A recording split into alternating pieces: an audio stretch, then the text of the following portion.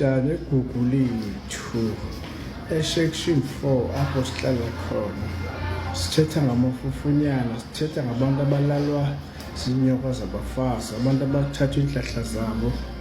Thokozani uphupha ngojola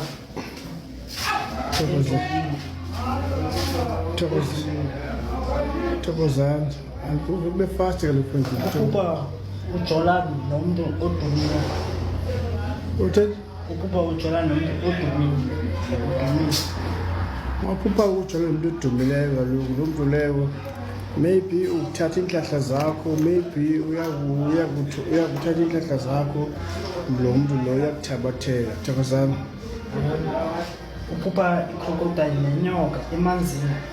mawuphupha icrocodile nenyoka emanzini yenzeka ukuthi zizihlwele zakokwini, kodwa amanzi funeka abe clean. Thokozani Uphupha umamakho esashona.